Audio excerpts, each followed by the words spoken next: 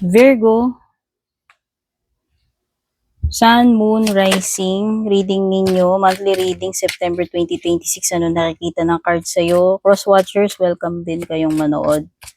Thank you sa iyong patuloy na pagsuporta, pag-aabang, pagsubaybay sa mga readings ko, Virgo. Bago ako man dito or matagal na. Thank you rin dun sa mga nag-like, follow sa aking FB page, sa aking TikTok, pati na rin dun sa nag-subscribe sa aking YouTube channel. Thank you. Oops, merong false person. Lovers. And the expectation.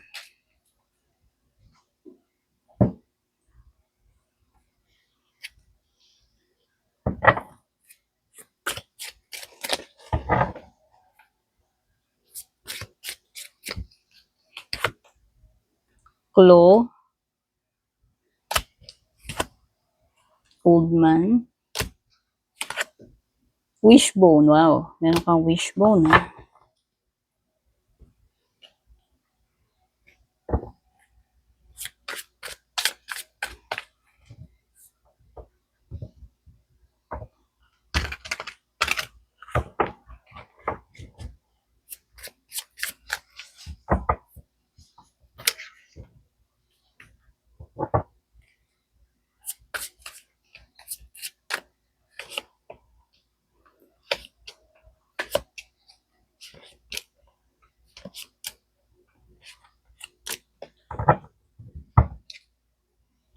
Okay, mga numbers na lumalabas sa cards mo, may number 8, 15, number 28,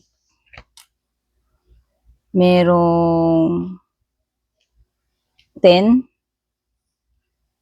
tsaka isa pang 8 at tsaka 7. Mga zodiac signs na lumalabas dito sa cards mo, pero kahit naman anong sign nyo po, banggitin ko lang yung mga lumalabas sa cards. Pwedeng may mga earth sign kapareho mo. Pwede rin may mga fire, Aries, Leo, Sag, water. Okay. Uy, mag-iingat ka. Mag-iingat ka sa mga taong may hidden motives. Hindi magandang agenda. No? Gaano ka, anong tawag dito?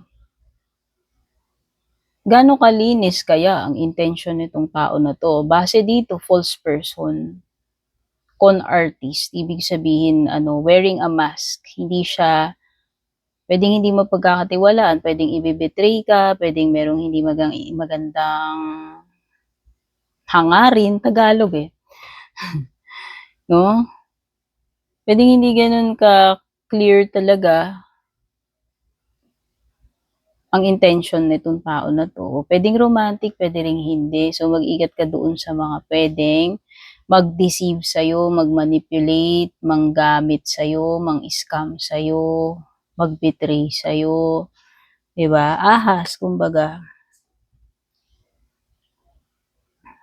Kaya nga wag kang munang magti-take ng anything risky. Ayan, oh. Kasi nga pwedeng scammer.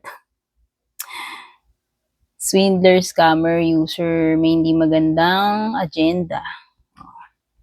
So, particular, kahit love life, pwede yan. Kasi general reading to eh. Kung hindi kayo makarelate sa love life, pwede sa ibang bagay kanya pwedeng i-deceiver, i-scam. Oh, kasi pwedeng jowa mo eh. Lover mo?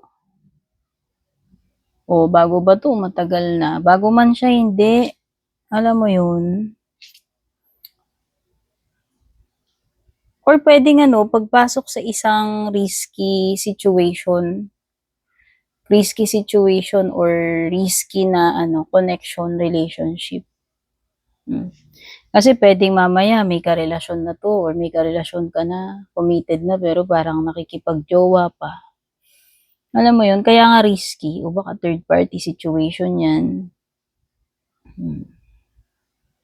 Dealings or relationship with an older person. O, ano man gender, so, sabihin na natin, kahit na anong gender yan. Romantic connection man yun or whatever.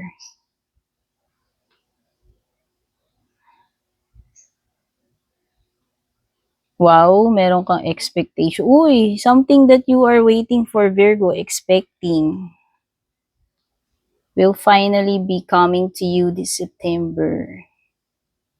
Will finally happen this September. Ine-expect mo na yan. Oh. O yung baka ine-expect ninyo something na related sa pera, pwede rin hindi, something na related sa jowa ninyo, pagtatagpo. O bukod doon, meron ka ring wishbone, which is wish granted this September. O di ba ang ganda? May katuparan, may pagdating ng inaasahan. Okay? Nakikita ko mababawasan din yung mga challenges, obstacles for you, ano dito.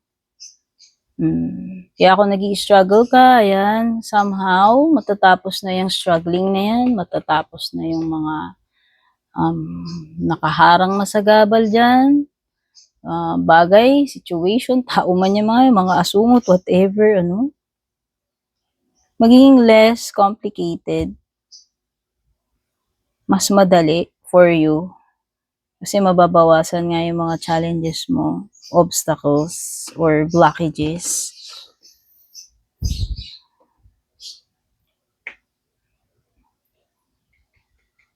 Meron talagang ano dito, meron talagang parang didikit siya sa'yo or parang lalapit sa'yo kasi alam niya na meron siyang mapapala sa'yo, particular sa pera. Pwedeng user energy, yun nga yung lumalabas dito eh. Kaya nga do not take anything risky. Don't do anything risky, be careful. Be careful with this person. Meron siyang gustong makuha, no? May hindi magandang scheme.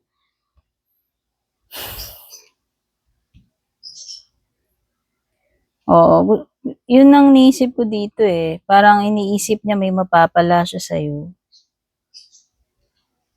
Okay. Pera man yun or hindi.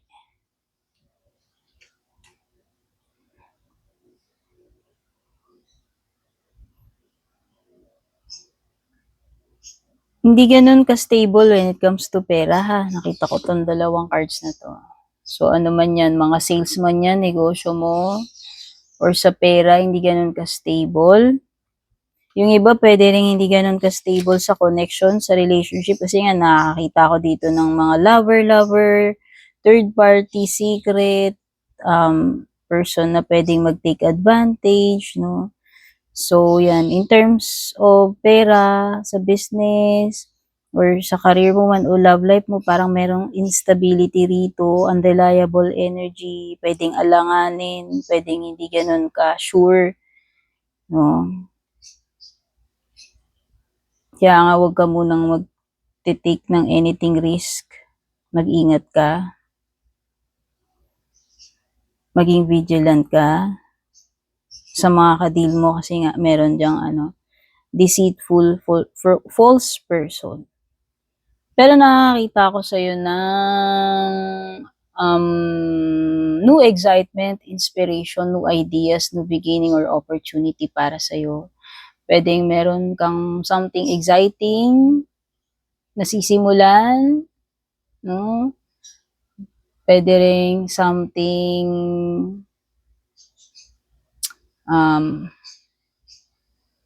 pwedeng hobby, pwede rin namang hindi. It could be anything na parang you are very curious of, excited about, no? So definitely meron something that will capture your attention, curiosity, and excitement.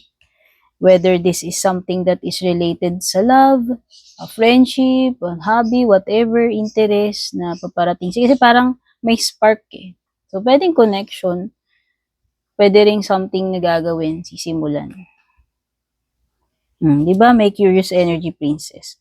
Pero ito, baliktad, merong spy.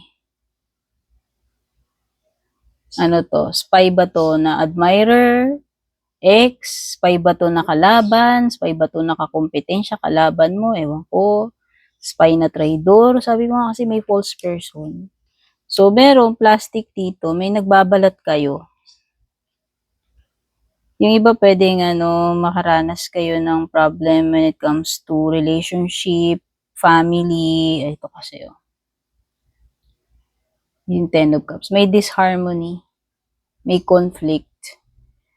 Okay, whether sa family yan, sa relationship. Okay, so yun yung mga na-pick up ko sa ngayon. Kita-kits po ulit sa susunod. Bye-bye.